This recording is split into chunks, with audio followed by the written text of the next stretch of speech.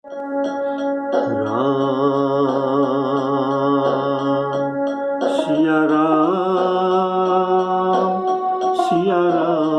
जय जय राम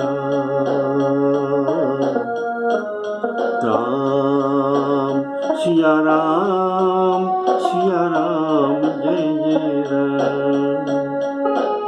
ओ मंगल भवन अमंगल हारी द्रवहु सदा सरथ अजीर बिहारी राम सिया राम जय जय राम सिया राम जय जय राम।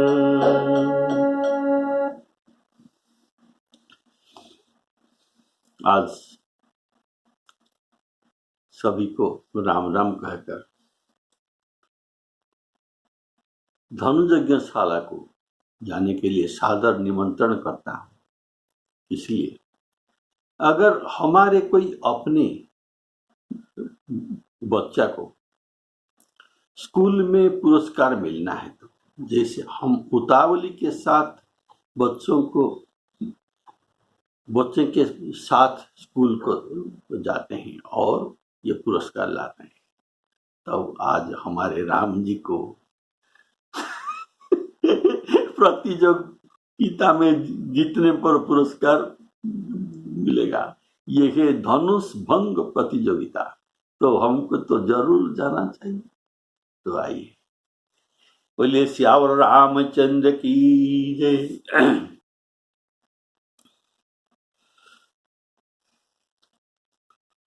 श्री राम जी ने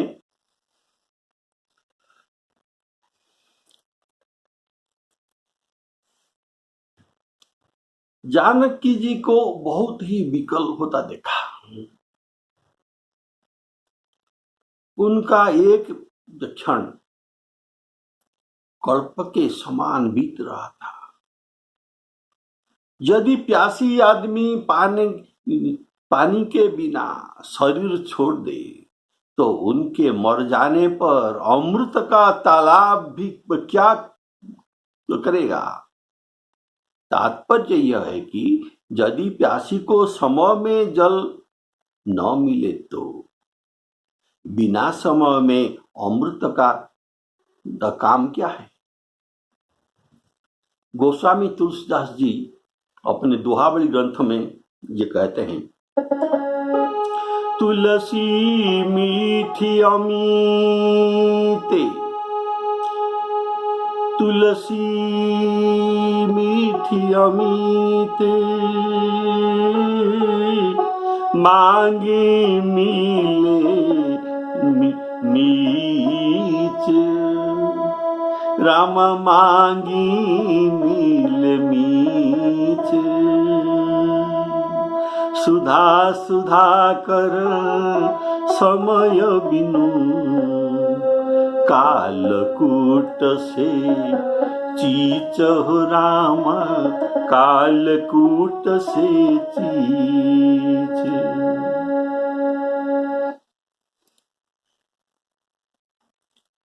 सुधाकर अर्थात चंद्रमा। सुधा के अर्थ है अमृत। यदि जानकी अत्यंत विकल होकर मर जाएंगे, इसके बाद धनुष को तोड़ने में लाभ क्या है। अर्थात समय में लोट भरी जल मिलना उत्तम है, लेकिन बिना समय में अमृत का तालाब तो क्या काम का।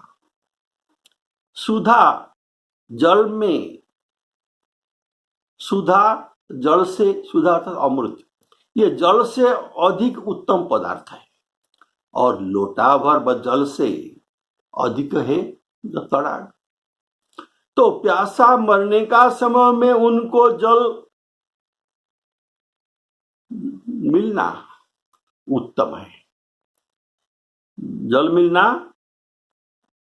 उत्तम है। और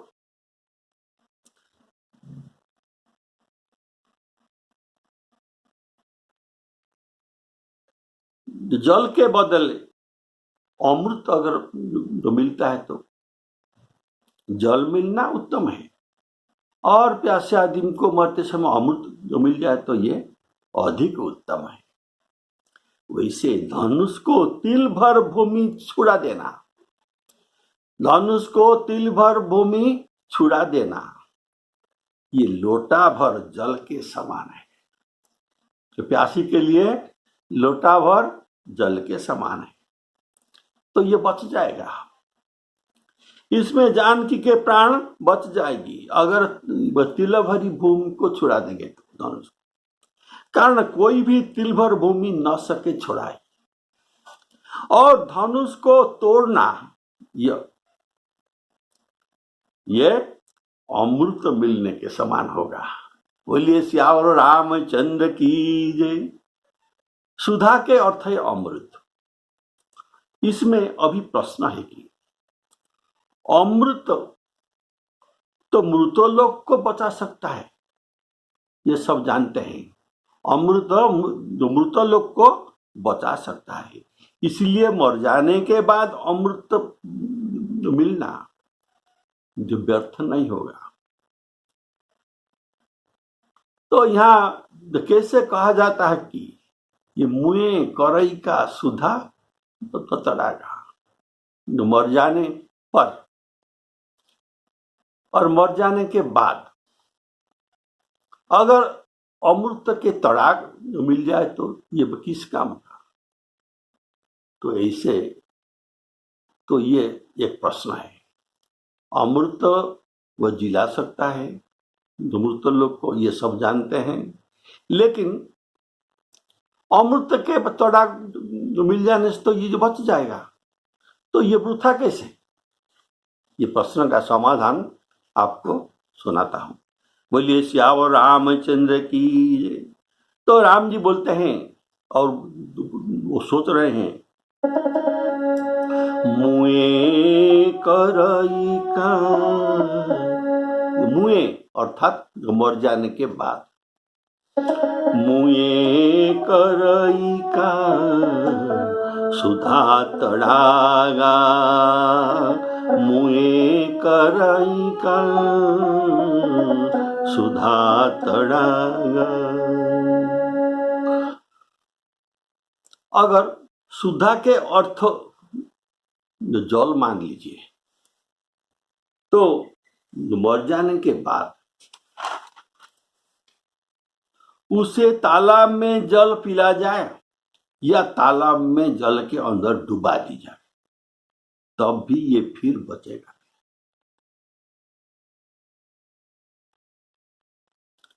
और सुधा के अर्थ भी है पार्वती। पार्वती के एक नाम है वो सुधा। मैं उनके 11 नाम पढ़ता हूं, उनमें सुधा को आप सुन लीजिए। जयंती मंगला काली, रुद्र काली कपालिनी, दुर्गा क्षमा शिवा धात्री, स्वाहा सुधा नमस्तुते। तो पार्वती के नाम भी सुधा है। ये भी अर्थ हो सकता है। विभिन्न भावुकों ने तो विभिन्न अर्थ किया है ना, सबका सुनाता हूं, सबको तो नहीं, तो कुछ भाव को सुनाता हूं।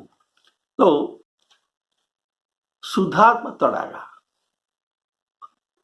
सुधा अर्थात ये अगर सुधा अर्थ भी जल भी है, अमृत भी है, तो सुधा का अर्थ यहाँ पार्वती जी को शंकर भगवान जी कहते हैं। मुए करई का सुधा तड़ागा, सुधा तक हे पार्वती। मर जाने के बाद अगर जल के तड़ाग मिलता है तो कोई लाभ नहीं। बोलिए सियावर रामचंद्र की जय। तो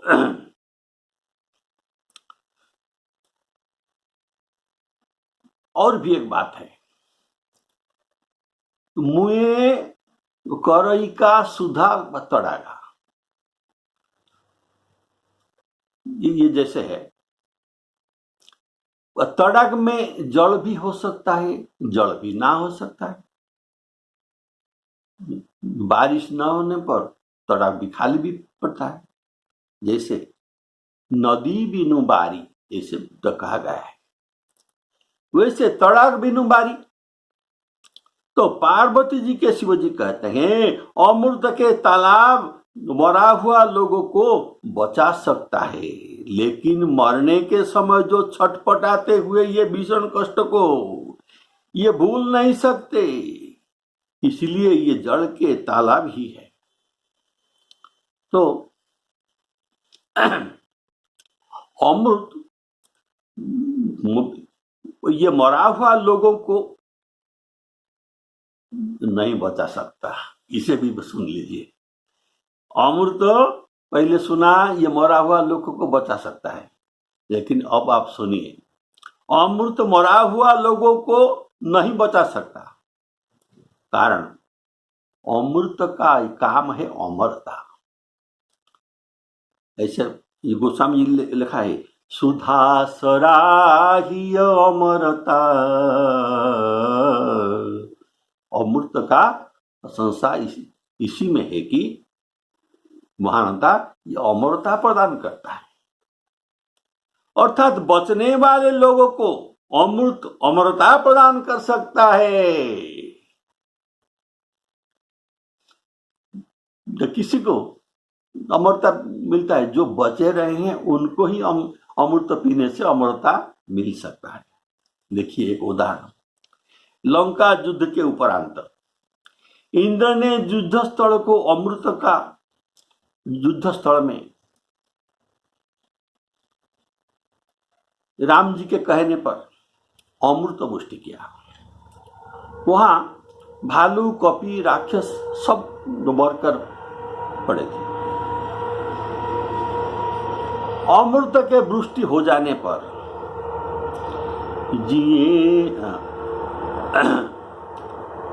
जिए भालू कपि नहीं रजनीचर। जिए भालू कपि नहीं रजनीचर। भालू कपि जिए लेकिन राक्षस तो नहीं जिए। तो ये आश्चर्य का बात है, पार्वती आश्चर्य हो गई इसी पर। तो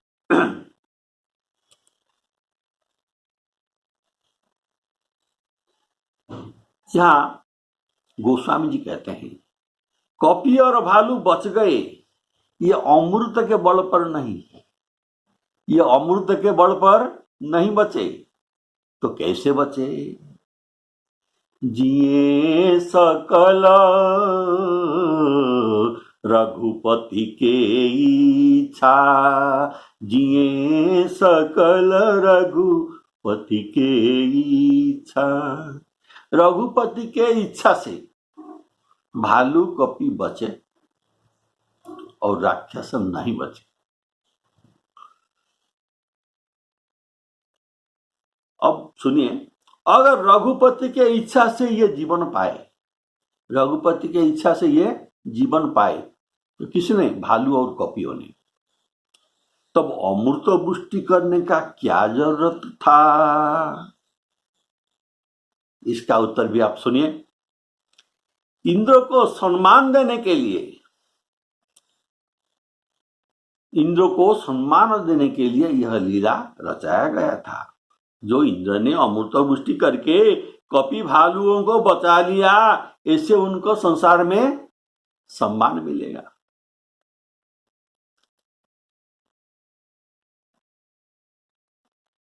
उनको सम्मान मिलेगा। प्रभु सर्वशक्तिमान है राम जी, ये चाहे तो सबको मार सकते हैं, चाहे तो सबको ये जिला भी सकते हैं। केवल ये नाटक हुआ था शक्र अर्थात इंद्र को बड़ाई देने के लिए। प्रभु सक त्रिभुवन मारी जियाई। केवल शक्र ही दीनी बढ़ाई, केवल शक्र ही दीनी बढ़ाई। सम्मान। बोलिए श्यावर रामचंद्र की जय। तो इसलिए कि मरा हुआ लोगों के आत्मा को अमृत क्यों जिला नहीं सकता, इसका प्रकृत अर्थ सुनिए। मरा हुआ लोगों को अमृत जिला नहीं सकता। कैसे? जो मरा हुआ है उनका पंचभौतिक शरीर तो हाँ पड़ा है, और तो वहां आत्मा तो नहीं ना। ये आत्मा कहां कहां घूम रहा है। तो ये अमृत ऐसे काम नहीं करता, ये आत्मा को ढूंढकर ये शरीर के अंदर प्रवेश तो कराना, ये अमृत का द्वारा ये नहीं हो सकता। तो ऐसे ये कैसे उनको जिला सकता। इसलिए कहा गया है, तुलसीदास जी कहते हैं सुधा सरा ही अमरता, अर्थात अमृत के प्रशंसा इसी में है जो जिले हुए जिए हुए आदमी को ये अमरत्व प्रदान कर सकता है। तो श्री राम जी देखते हैं क्या, देखी विकल विपुल बई देही, निमिष बिहात कल्प समतेहि, तृषित मारी बिनु जो तनु त्यागा, मुए अर्थात मर जाने के बाद मुए करई का सुधा तड़ांगा, राम सिया राम जय जय राम। सारे खेती का सुख जाने पर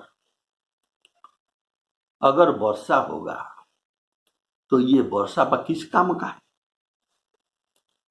और समय बीत जाने पर फिर जो पछताएगा, ये पछताने का क्या लाभ। ऐसा राम जी हृदय में समझ ये बस सोच रहे हैं, अभी समय है। देखिए समय पर काम होने से ही अच्छा है।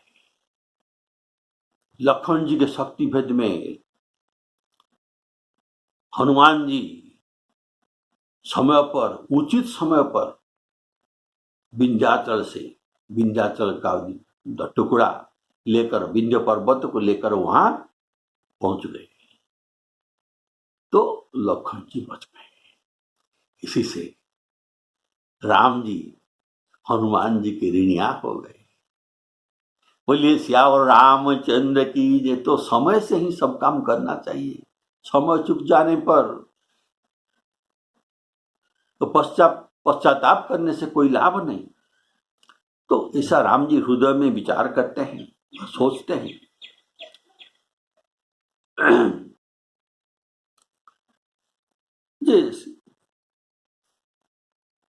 ये और श्री राम जी सीता जी के ओर देखते हैं, देखकर चिंता करते हैं, इनके हृदय में कितना प्रेम भाव, इनके हृदय में कितना प्रेम भाव, ये उसका लक्ष्य करे। और ये पुलकित हो गए, राम जी पुलकित हो गए, उनके रोमांच हो गया। यहाँ तृषित और तो कृषि, ये दोनों का उदाहरण देने में भाव है कि जानकी तृषित की तरह मरने वाली और कृषि खेती के समान सूखने वाली, धान खेती के समान सूखने वाली। राम जी सीता जी के विशेष प्रेम को हृदय में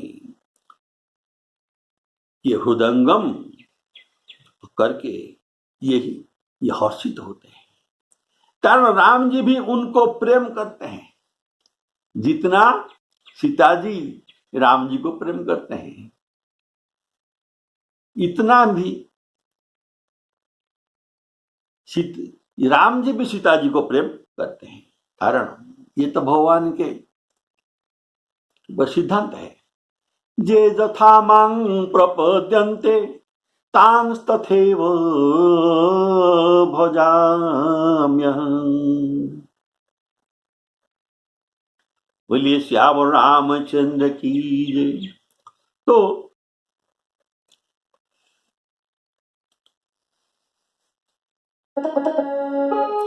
काबर सासव कृषि सुखाने समय चुके उनका पछिताने। असजिय जानी जानकी देखी प्रभु कुल के लखी प्रीति विषेखी।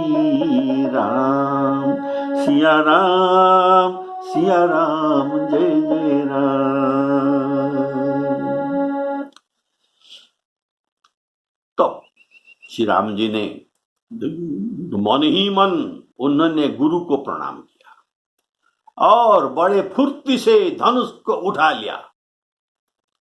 जब उसे हाथ में लिया तो वह धनुष बिजली की तरह चमक उठा और आकाश में मंडलाकार हो गया। गुरहि प्रणाम मन ही मन की ना, अति लाघव अति लाघव उठाई धनुलीना। दम के उदामिनी। बोलिए श्यावर रामचंद्र की जय। दम के उदामिनी जिमी जबल पुनि धनु नभ मंडल सम भय। राम सिया राम जय जय राम। तो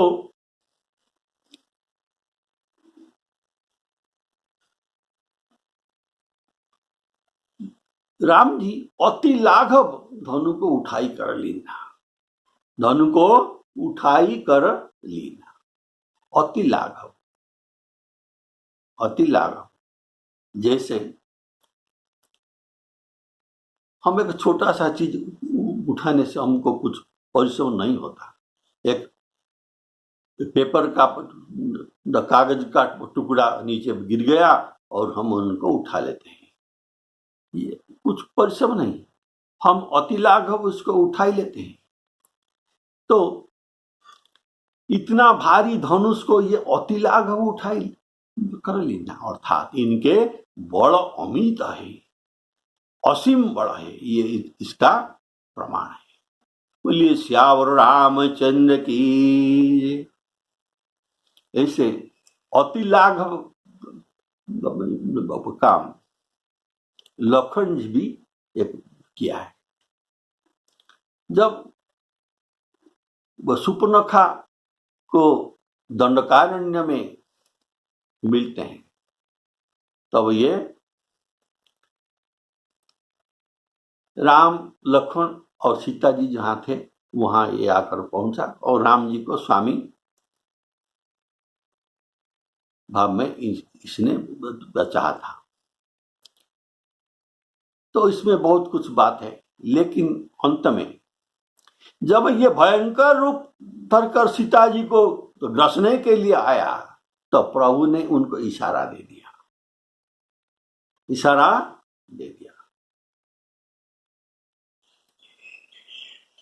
तो कैसे इशारा? ऊपर को और ऐसा अर्थात ऊपर है स्वर्ग।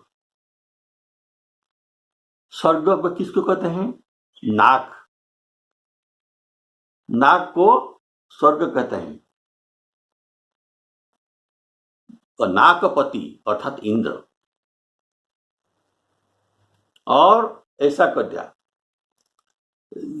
दिग, ऐसा करना दिग है अर्थात ये कान। श्रवण दिशा दस वेद बखाना। तो ऐसा, ऐसा और ऐसा जो संकेत कर दिया, तब लखन जी निकाला धनुष का तीर। धनुष का तीर लेकर अति लाघव उसका नाक और कान को काट दिया। बोले श्याम रामचंद्र की। लक्ष्मण अति लाघव सो नाक कान बिनु कीनी। श्री राम जय राम जय जय राम। इसे अभी श्री राम जी अति लाघव धनुष उठाई कर लेना। उन्होंने ये गुरु जी को मन में प्रणाम किया। कारण अगर पीछे लौटकर उनको देखकर प्रणाम करता तो इसे ये पीछे लौटने का ये दृश्य अगर सीता जी देख लिए तो इनके मन में कुछ और भाव उद्रेक होगा कि राम जी वहां से वापिस चले जा रहे हैं, इसलिए उनका प्राण भी अब नहीं बच सकता। तो इसलिए ये घूमकर इनके पीछे जो गुरु जी बैठे थे, ये घूमकर उनको प्रणाम नहीं किया। सीता जी समझेंगे राम जी वापिस फिर रहे हैं, इसीलिए ये प्राण छोड़ सकते हैं।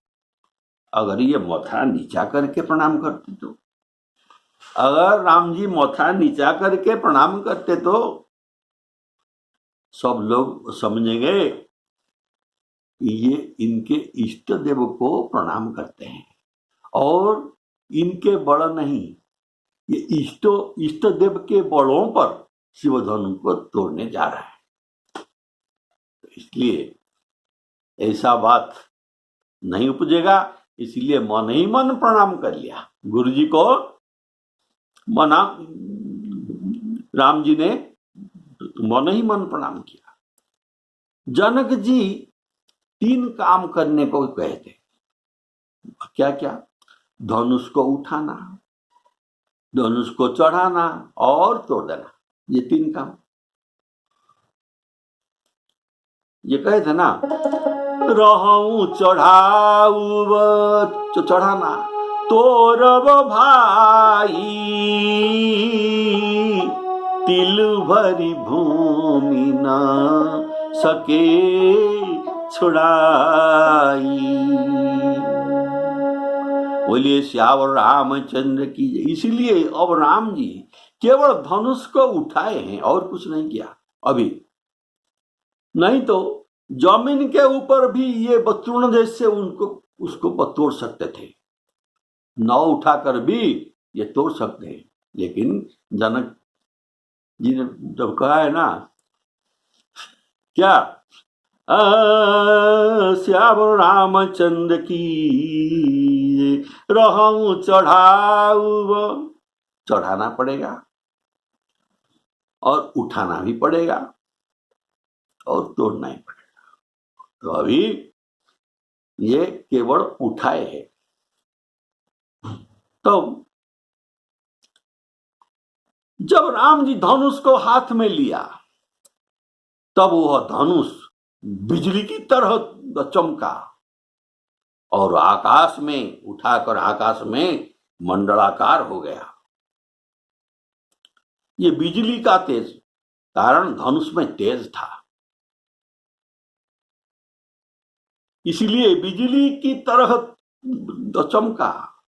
ये मेघ की बिजली नहीं, लेकिन ये बिजली की तरह चमका और क्षण भर के लिए ही रहा। जैसे बिजली क्षण भर के लिए रहता है और क्षण भर में ये चला जाता है। तो ऐसे धनुष में भी ये जो चमक आया ये क्षण भर के लिए आया, फिर क्षण के बाद ये चमक चला गया। धनुष को उठाना कोई भी देख ना सके। तो बिजली को हम जैसे देख ना सकते, तो धनुष वो तोड़ने के समय जब ये उठाए तब ये बिजली का चमक था, तो सबका आंख बंद हो गया। और सभी की बिजली जैसे ही चमक दिखाई दिया। और मंडल के समान, अर्थात धनु को मंडल के समान कैसा होता है? धनु के जो छोर को इकट्ठी कर देने से ये मंडलाकार हो जाता है। तो उठाकर ये दोनों छोर को धरकर ये ऐसा लगा दिए। बोले श्यावर रामचंद्र की जय। तो धनुष में तेज था, इसीलिए बिजली की तरह चमका, ये मेघ की बिजली नहीं। बोलिए श्यावर रामचंद्र की जय। धनुष को उठाना कोई भी देख न सके, सभी को बिजली जैसे चमक ही देख पड़ा। मंडल समान अर्थात धनु को दो छोर मिलकर मंडलाकार राम जी बना दिए। अर्थात ये मस्तक के ऊपर हाथ को उठाया था। दमके उदामिनी जिमि जबलयु,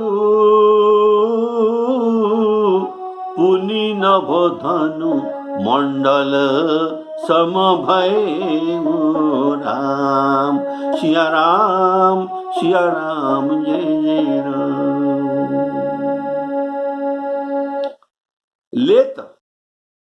लेते तो चढ़ाते और जोर से खींचते, ये बात किसी को ये तीन कार्य को कोई भी लखा नहीं सके, कोई भी लक्ष्य नहीं कर सके। अर्थात ये तीनों काम इतने फुर्ती से हुआ कि धनुष को कब उठाया, कब चढ़ाया, कब खींचा, किसी को भी पता नहीं चला। लेत अर्थात मस्तक नीचा कर उसको उठाते हैं, ये है लेत। उठाते हैं और हाथ में पकड़ते हैं। चढ़ाना और उनके डोर बांधना, तोड़ना, ये अर्थात चढ़ाना खींचते में तोड़ना, इसको खींचते हुए ये टूट गया। और बिजली के चमक के कारण सभी के आंख भी बंद हो गया था, इसीलिए कोई देख ना सके। बोलिए श्यावर रामचंद्र की जय। हम आए हैं देखने के लिए, लेकिन धनुष कब खींचते कभी लेते हम भी नहीं देख सकते। बोलिए श्यावर रामचंद्र की जय। लेत चढ़ावत खैचत गाढ़े, काहू न लखा देख सब ठाढ़े। राम सिया राम जय जय राम। बिजली बदम का, और वहां तो एक मेघ भी होना चाहिए। अगर बिजली है, ये तो धनुष का तेज था, लेकिन यहाँ बिजली का उपमा दिया गया है। अगर बिजली का उपमा दिया गया है तो एक मेघ भी होना चाहिए। तो ये मेघ है घनश्याम राम जी। बोलिए श्याम रामचंद्र की जय। और ये धनुष तोड़ने का भाव ये बरसने वाले श्याम मेघ ही है। अब हठात बारिश हो गया। बोलिए श्याम रामचंद्र की जय। ये बिजली होता है और इसके बाद गर्जन भी होता है, जिनको मेघ का गर्जन कहता है, ऐसे बिजली चमका, मेघ भी, ये मेघ में भी गर्जन आया, धनुष तोड़ने पर बहुत घोर गर्जन हुआ था। और बारिश और मेघ भी है, अभी बारिश होना अर्थात धनुष को तोड़ना। और ये तो अभी हठात बारिश भी आ गया, अर्थात क्षण भर में राम जी धनु तोड़ दिया और सीता जी के निराशा रूप को सूखा धान खेत में पानी भर गया। भले श्यावर रामचंद्र की जय। और जैसे चातकी को स्वाति नक्षत्र के बूंद के लिए ये छटपटाता रहा था, ऐसे सीता जी को ये स्वाति बूंद अर्थात धनुष ये तोड़ने का जो काम राम जी ने किया, ये उनके लिए मेघ से बरसता हुआ स्वाति बूंद इनके मुंह में आया और ये सुखी हो गए। तेही छन राम मध्य धनु तोरा, भरे भुवन धुनी घोर कठोरा। राम सिया राम जय जय राम। तेही छन माझ मध्य धनु तोरा, मध्य धनु तोरा अर्थात धनुष के मध्य भाग अत्यंत कठिन होता है, लेकिन धनुष मध्य से ही टूटा। राम जी ने जो धनुष को तोड़ा ठीक मध्य से ही वो तोड़ा।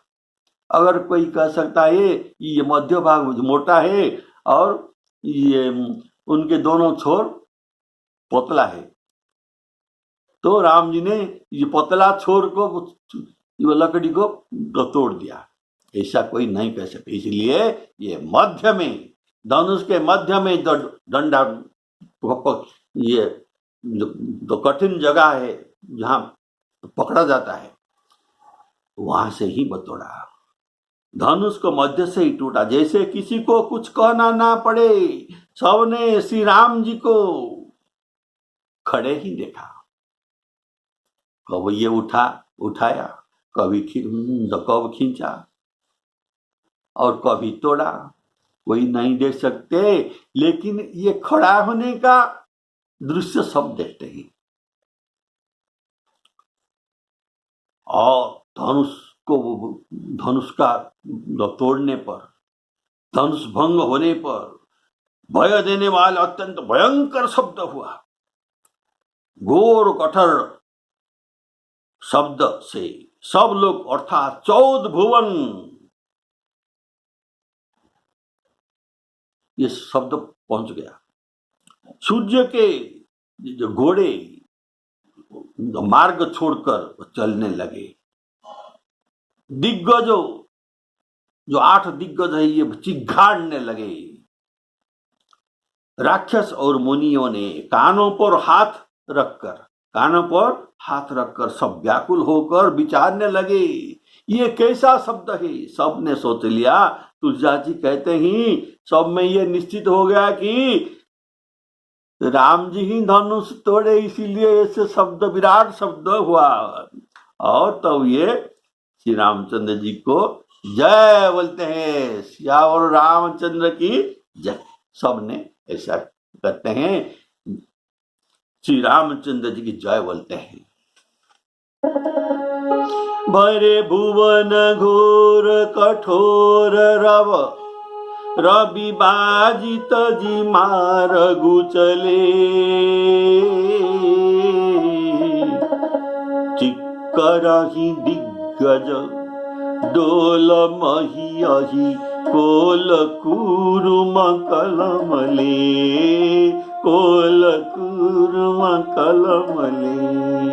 सुर असुर मुनि कर कान दीने।